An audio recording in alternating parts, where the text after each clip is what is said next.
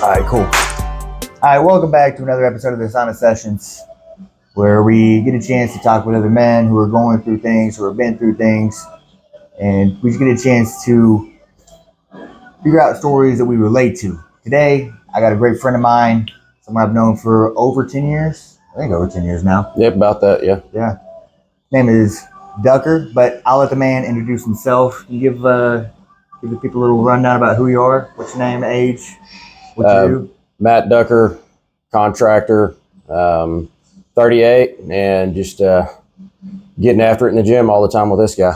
Yeah. It's a little bit new. Actually, he's a little bit modest. He started off at 350? No, it was 198.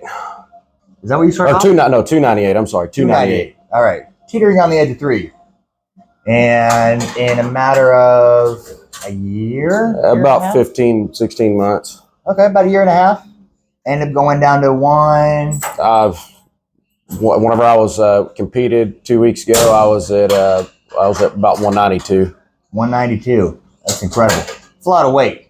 Now, it might be, it's just been a lot of weight. You know, we used to hang out. I think there was one day we were hanging out in the woods. I forget what we were doing, man, but he just looked like a pregnant bear out there hanging out. We were walking around and searching for honey in the trees. Searching for honey in the trees. And just the second he got out of that vehicle, he started sweating, man. He was all red. And so to see the transformation, man, it's been incredible. It's been awesome. Yeah, it's been a hell of a journey. Yeah. So it's fun to see, man, that you've been able to really change that part of yourself around, you know. And so what was the reason you were like, man, I got to get in shape? What was the thing that? Honestly, what started me on the path is my son. He turned 5, was having some disciplinary issues at school. Got him in the jiu-jitsu gym. So I started training with him again, and that's how me and Jeff know each other, was from martial arts and fighting, and got back down that path with him. I started working with him and fell in love with training. Just seeing him grow as a human and seeing him develop and want to be a part of that, and then that turned into me wanting to be a better example for him and be the best person that I could be out there for him.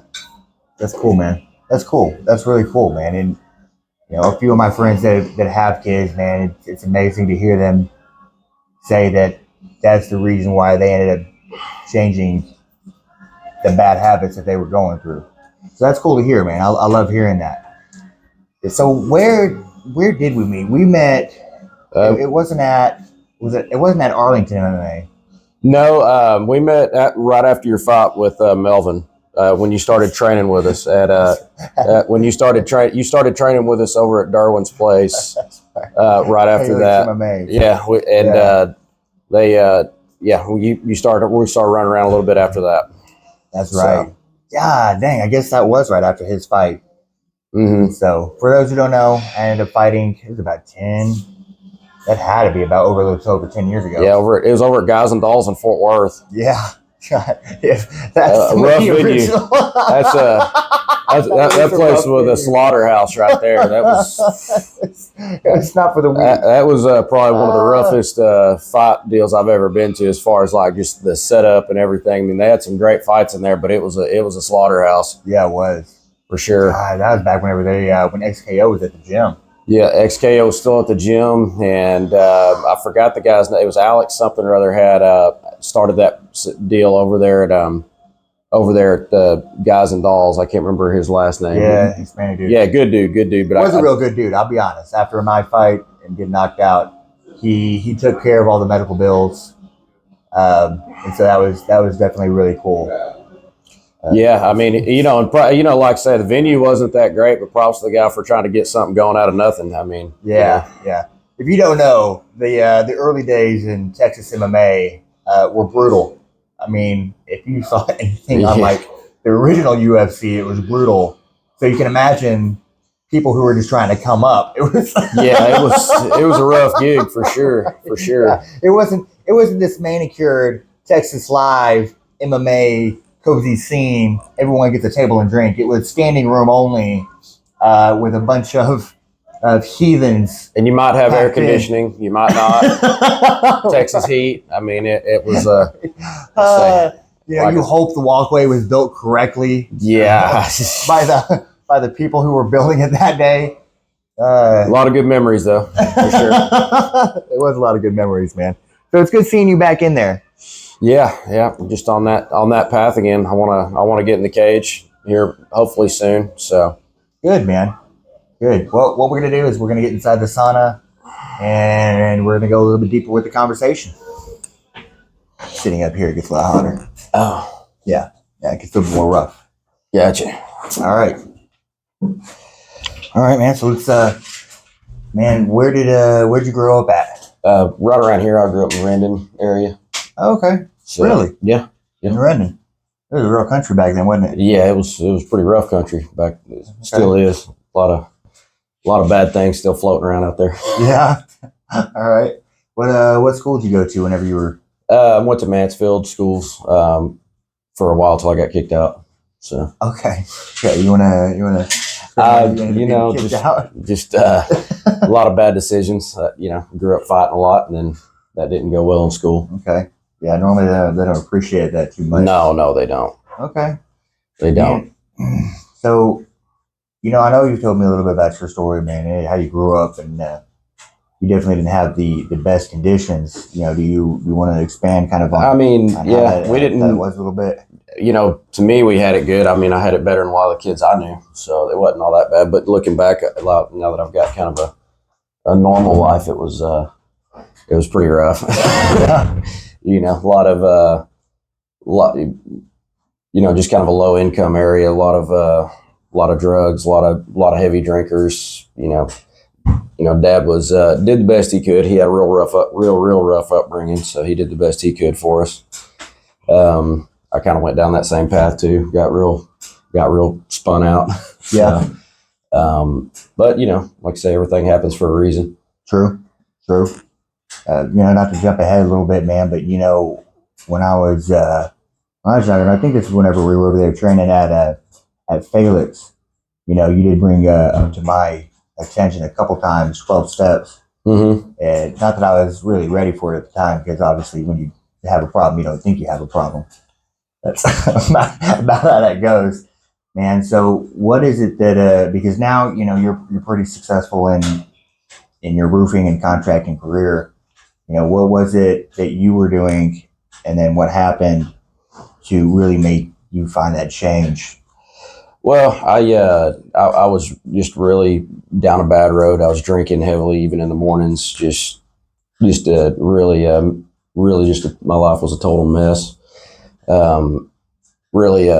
Just everything was just complete mayhem. Everything I touched fell apart, and it was all my doing. I flipped a truck, and I was just a couple steps away from being homeless. Had nothing going for me. Decided to turn it around. Yeah. Quit drinking. Got plugged into a good 12-step program. That was about 15 years ago. Nice. So laid it down, and it was definitely the change I needed for sure. I was able to stick with it and stay clean, stay sober. Good. Really put my life together. Good, man. Was it was it someone that kind of came in and being like, hey, look, man, you're kind of this way, or? No, it was a self-realization. I mean, when you wake up and you've made good money in a career, and then you have nothing, you're completely broke, no friends, just you kind of have one of those wake up moments whenever everything's just totally sunken, broken human being. Yeah. It's crazy, man. A lot of people talk about hitting that rock bottom, and I damn sure hit it. Yeah. Or it hit me. I don't know which. that's normally how it happens. And a lot of people end up realizing then that that's where they need to make the changes. And so what were the kind of steps that you did, man? Like obviously, you had the truck that flipped. Yeah. What is it that you started doing after that, man? Where does it that got I got into in the right direction? Started going to some meetings, got into a 12-step program, got myself cleaned up. And I was young too, thankfully. I was I guess I was 22, 23 years old, but I started out real young, drinking and doing everything I shouldn't. But I think, you just, there's a saying, you show me your friends, I'll show you your future. Yeah. Well, once I removed a lot of the people around me that were cheering on that kind of behavior and kind of replaced them with more positive people, my whole trajectory just changed. Yeah. Yeah. I think that one's huge, man. I know personally from my own story that was one of the first things that did end up changing. And once that changes, it kind of opens up your perspective to absolutely a different life, a different way of thinking about things, a different way of looking at the issues and troubles that are going to come your way regardless. So you got into a 12 steps program, you changed your circle. What other habits, what other things did you pick up, man, that really started I probably the biggest thing, whenever I quit drinking, my whole social construct was revolved around drinking and drugs. Yeah. I had no idea I had no hobbies. I mean, I had nothing. I mean, really, that was what I did. I mean, I had some, but nothing that was what I would call positive. So I met a guy, and he invited me to come to a jiu-jitsu gym. That was where I met Brandon, where we started training over it. It was a place called Karate Works, but he also had Brazilian Jiu-Jitsu there. And our friend Brandon was coaching there, and that probably as much as anything changed the path as getting into the martial arts and having something to do, and build on. Good, man. And Brandon, is that when you met Brandon? Yeah, that was when I met Brandon. I was about 15 years ago. Yeah. That's awesome, man. That's awesome. Great guy, man. He's definitely a bottle of sunshine to anybody who meets him. Cool, man. And so that's when you got into martial arts. Mm-hmm. Yeah, and it's funny, man. It's kind of one of the first things I found. One of the first times I was trying to get clean was martial arts. It's funny. You go from one extreme to another almost. Mm-hmm. Because people look at it and they're like, "Why are you doing that?" You're like, well, I mean, any of the hits you take in the gym are a lot less than the ones you take whenever you're making bad decisions. That's true. I mean, yeah. You make enough bad decisions, having your friends punch you in the face isn't that big a deal. It's really not. No. You get to hug it out afterwards too. Yeah, so it's a lot nicer. You don't really always get to hug it out after you make bad decisions out there in the real world. Okay, man. And so you started training, started going to 12-step. I know now you're very religious, you're more spiritual. Did you find that immediately, or honestly, I can't. The chances of somebody completely being at that level of, just being that far down the hole and being that strung out and drunk, and it's a pretty bad place. And to stop drinking and never relapse once, I can't take credit for that. Honestly, that was a God thing for sure. Yeah. And like saying, we all kind of go through stages in life, and the older I've gotten, the more plugged into with God that I've gotten, and more involved with church I've gotten. And a lot of that's due to some of the friends I started plugging into my life as well. They got me into a good men's Bible study group, started getting, and then you start taking steps to be the leader of your family. And then, so we have so much garbage just shoved down our throat every day, all around us in the world. If we're not plugging our family into something positive, nobody else is. For sure. So if I'm not the leader, putting my family first and making sure that they have a good foundation for everything to grow, then I can't blame society. I can only blame me. Yeah. I think that's powerful, man. That's strong. Because I think a lot of the times we kind of want to change society to fit how we think they should. No, and you can't do that. I mean, we have to be the leaders. I mean, that's, every problem that we've got in this country, every problem that we've got in our own lives, every problem that we have with our families is our own fault. Yeah. So I take ownership of every bad thing I've ever done, everything I'm going to do, and try to do better. Yeah, that's good. And that really, and the people I've seen that are successful, those are the ones that end up going a lot further, and because it allows a lot more control into your life. Mm-hmm. And I've noticed even in myself, when you have that viewpoint, when you have that perspective, it's no longer, you don't get to blame the world for its inefficiencies. You get to look in the mirror and be like, where is the place that I can grow from this? Yeah, and that's 100%. I mean, if you can't approach the world with from a attitude of I messed up and I'm going to make it better, then you're going to be down. And I've been down that road of depression. That's why I gained so much weight. That's why I did a lot of the bad things. You start playing the blame game instead of looking inward. You look outward, cast everything, saying if this would have happened different, or if that would have happened different, or if I would have done this different, or this is just bad luck, and blame everything instead of just owning the situation and really getting after it to make it better. Yeah. I mean, whenever you have that realization, then everything exponentially gets better in your life. And then, and people that deal with depression, and I've dealt with certainly my fair share. I mean, it's not an overnight thing. You wake up and you become unproductive and hate your life. It's death by 1,000 cuts. It's one little thing leads to another little thing that goes to another thing that goes to another thing. Yeah. Yeah. That's certainly true, man. And you can't let it steamroll like that. And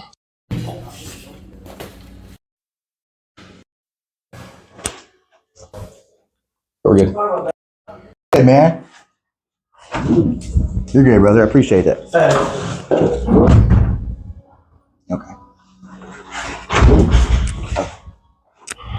Man, Technical difficulty. technical difficulties. It happens. This is what happens whenever you're filming in a public sauna, and that's okay, man. So I kind of want to take a step back. It sounds like when you started gaining a lot of weight, that was whenever some depression hit. Oh yeah, for sure. I mean, I had, me and my wife had, we had our son, and everything was going good. And I hired and I can think of one of the times when it all started. We had some bad luck with work. There was an injury on a job site. That was somebody that wasn't supposed to be there, that got hurt, and there was litigation involved. Either way, I was found at no fault. Charges were thrown out, but I was fighting off a lawsuit. I had lots of things going on. I fought off lawsuits. I had a IRS bill hit me. I had everything you can think of, and then having a young son and my wife working all the time, and me and my wife weren't on the same page, and that's my fault, not hers. I was not a good version of myself to be a good husband, so I can't. I point no blame towards her whatsoever. It was 100% me being just depressed and not focusing on what mattered. Just focusing completely on problems instead of solutions. Right. But like I said, it's a death by 1,000 cuts. You go from making the most money I've ever made in my life and very successful to fighting off bankruptcy a handful of times, having to having to restructure my company twice. We never went under. We always paid our bills. We always did good work, but there was things going on behind the scenes that kept me up at night for sure. And then whenever you bear all that responsibility and you're in survival mode, you're not thinking about how to make something better. You're thinking about how to make it through the week, and then it goes to how to make it through the month. You go from how to get through the month, how to get through the week, and then it's like, how do you get through the day? And then you wake up, you're 300 pounds, your life's is not going well. And my dad passed away during that time. It was sad that he passed away, but me and him did not have a good relationship for the last probably 15 years. But the last 6 months he was alive, me and him got to really work through a lot of stuff.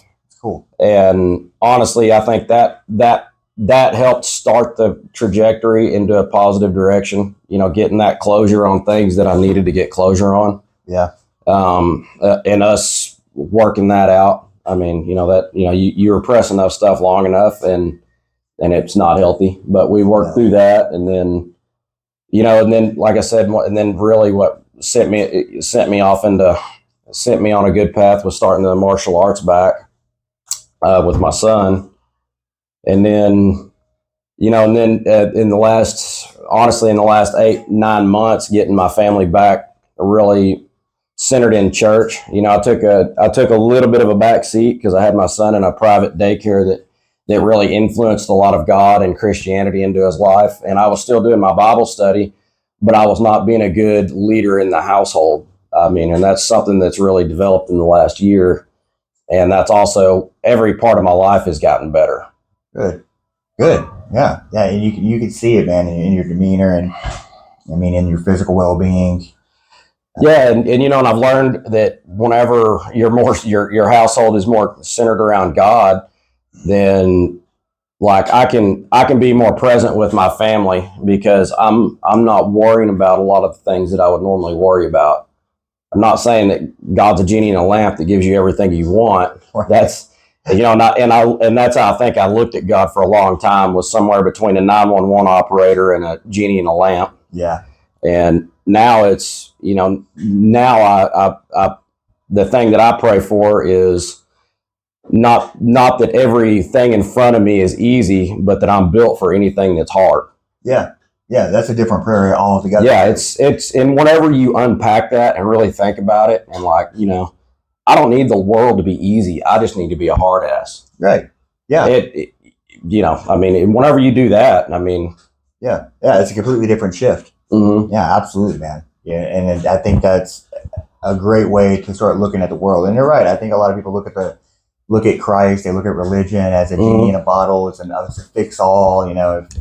If God was, it's not. If God was, so good, why would allow evil to happen? And you got to realize that most of the times that you're going to experience substantial growth are going to be some of the times whenever you're at the lowest, or you're just going through some really hard things. And it's hard to understand just where you are in life. Mm-hmm. You never actually go through anything hard, right? And it's unfortunate. Well, and you can even go back to the Bible. If you look at almost every important figure in the Bible went through some horrific things. Yeah. But God gave them so much strength to get through anything that made it seem easy. Yeah. To some degree. For sure. But it's easy reading about 20 years. About it. Look at some of the greatest stories in the Bible come from the most insane adversity and horrific tragedy that you can imagine. But it all came back with restored faith and strength. And so, yeah, 100%.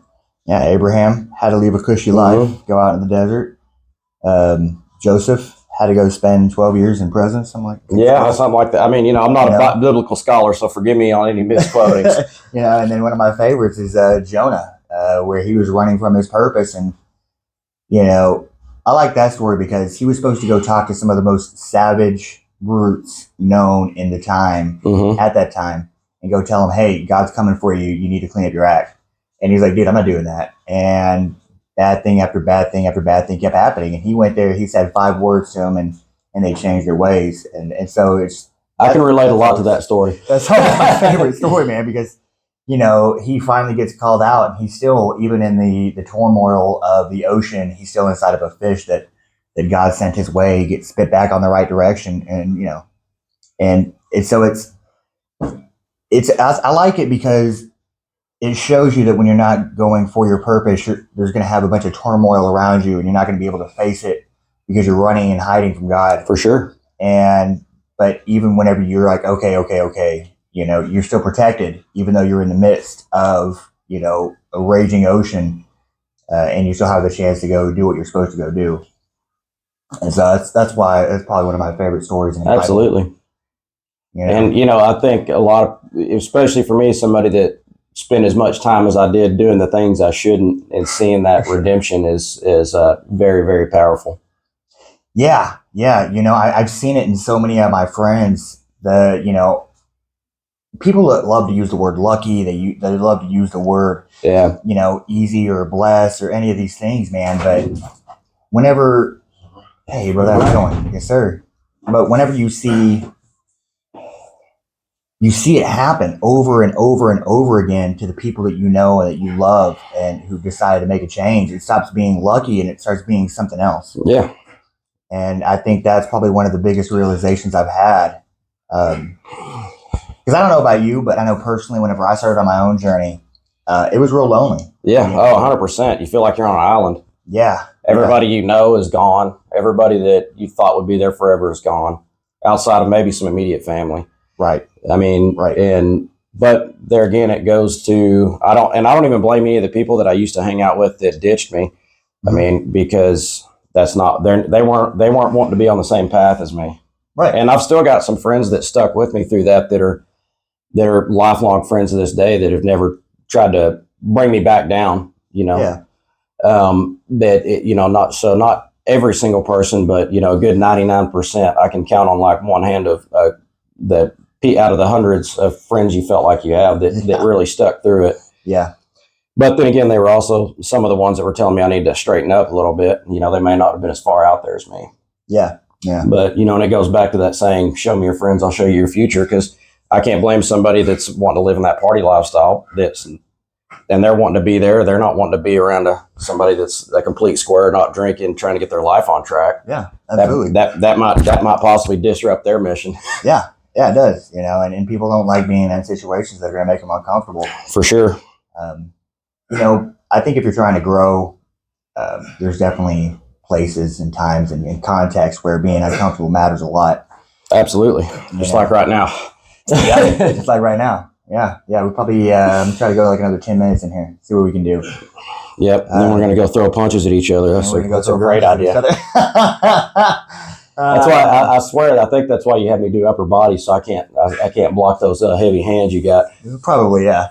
Yeah, that's all right. That's how you get better. Yeah, you know? No, that's how I get beat up. That ain't how I get better. Coach is gonna be like, "Put your hands up." You're like, "I can't." You'll be coming in there swinging like Rocky. But you know, you're doing a lot better, man. Especially if it's been a couple weeks. I think only 1 week. Been here for one full week of lifting with the murderer Mercer over here. I've been gentle. I don't know what you're talking about. Maybe not today. We had 20 minutes today, so we kind of I had to put it on you. Yeah, no, it was good. Today. It was good. But I want to, trying to hit those next goals, and you know, if you want to be the best, train with the best, get with the guys that are doing what you want to do. You know. Yeah, 100%. You know, Marcus, that big dude in there, man. That's how I started getting a lot of my size on in a short time. Was because I started doing his workouts, and I was like, I thought I was pushing myself, and I realized how much I wasn't. And again, that goes back to the people that you have around you, because you think that you're pushing yourself, you think that you're making a ton of action, you think that you're doing things, and you're really not. You know, we're both in construction, you know, and when I had my own company, I thought I was doing something, getting one big bid a month, and I realized how wrong I was. Yeah. And realize how much more you got to push out, especially in terms of numbers, to actually hit what you're looking 100%. for.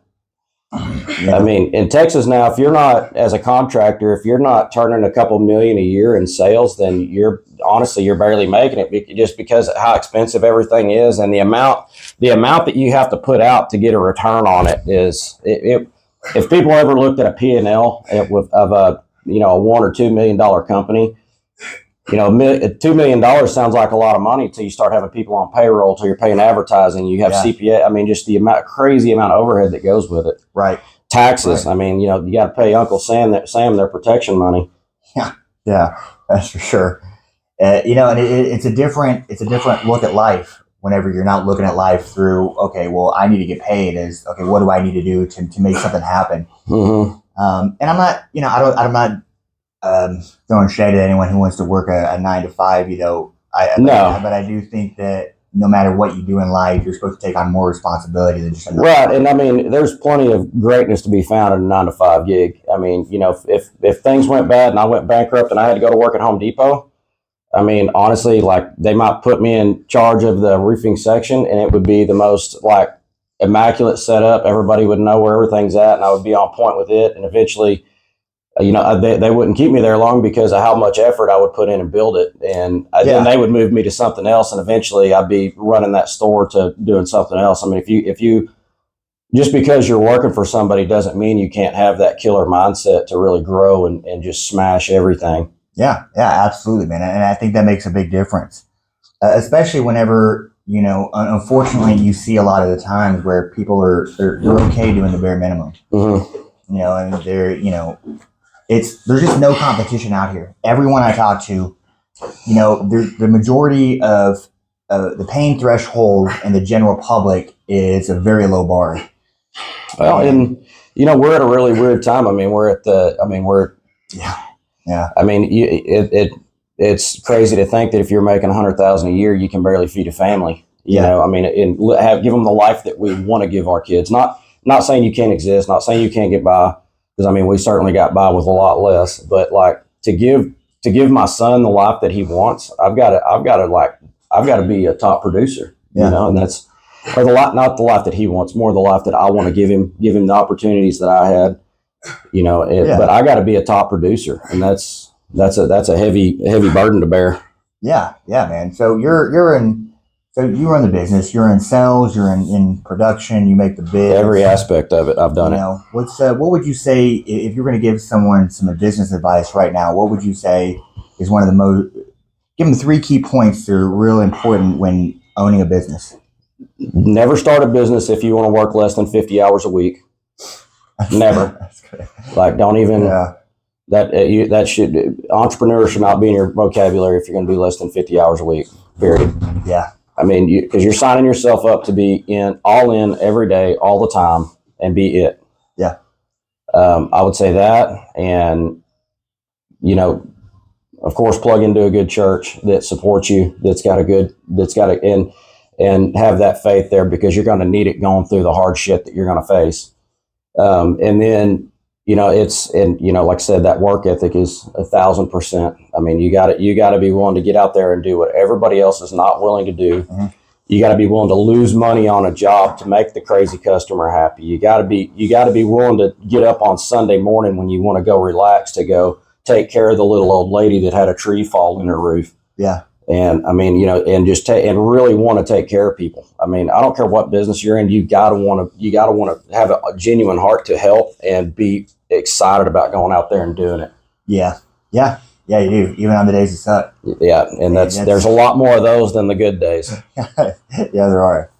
And I think that goes back to your second point. Whenever you do have a strong faith center, you're able to look at things with a little bit more gratitude. Yeah. Absolutely. It may not be great right now, but it's definitely a lot better than it's been before. And that just little perspective shift, man, is huge. For sure. And then you talk about, what was that third point? Outworking everybody else. You gotta be the hammer. I mean, you gotta be 100% on board. If mediocrity is your thing, go work 40 hours a week and do a decent job. Right. But if you wanna do something like extraordinary, you got to do extraordinary things. Yeah, you do. Yeah, and that means, look, if you just work 40 hours a week and then you go deal with a nonprofit on the side, and it's what you want to do to get back into people. There's ways where it's just not, obviously you have to make some kind of income to survive, but there's ways to get back to society, mm-hmm. get back to people in ways that, that'll matter more than the money will. Yep. And that kind of put me on the path that's starting this Saturday, doing that Fighters Fellowship that I'm going to start doing. Okay. Because 2 things that changed my life more than anything would be jiu-jitsu and Jesus. So the 2 J's, the double J's, and I'm going to start trying to push and maybe bring some guys along that might be in a similar spot in life, or maybe in a better spot or whatever, but give us an opportunity to grow in all aspects. Yeah, absolutely. And I think that's a wonderful thing, man. And you don't have to, it doesn't have to be a crazy thing. I'm going to give an hour of my time one day a week. And anybody that says they don't have an hour of time one day a week is a complete liar. Yeah. I mean, everybody's got an hour they can squeeze out. They can make it work. You can get up an hour earlier. You can go to bed an hour later. You can make it work. You can. Yeah, absolutely. And I think that's I think it's really cool, man. I've already talked to a couple friends about coming out. Yeah, no, I'm looking forward to it. Everybody after our sparring session today, everybody's gonna get the text message blast on when and where to show up, and see if we can grow it into a full gym and maybe change some lives. That's awesome, man. And we'll give a little context on that one after we get out of here. I think I got one more question for you, man. Before we burn up and Go for it. crisp. Let's see. What was, when you were growing up, you obviously saw a lot of things and you emulated a lot of things. What was it that really helped you put that to rest or put that to bed? What was it? Your perspective? Was it? Early on, I went to work for a guy that was just, he was a savage of an entrepreneur. And he retired at 45, 46, I think. And he hired me to help him with just odds and end projects. He really taught me how to be a man, 100%. My friend Jay did. He showed me a life that didn't revolve around the things that I grew up around. He showed me what hard work can do. He taught me so much about, he's forgot more about business than I'll ever learn, but he taught me construction. He taught me all these things, but I got to credit him a lot I worked with him for about 3 years there. Until I was about 17 when he moved away. But he's still to this day, I talk to him almost every day. He's been a great mentor. I mean, he never judged me when I was down and pulled me up whenever I was ready to come up. That's awesome.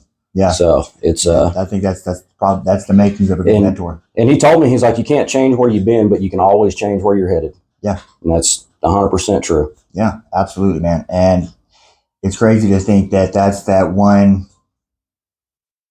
meeting and situation that not just changed where you were going, but then the people you've been able to touch afterwards.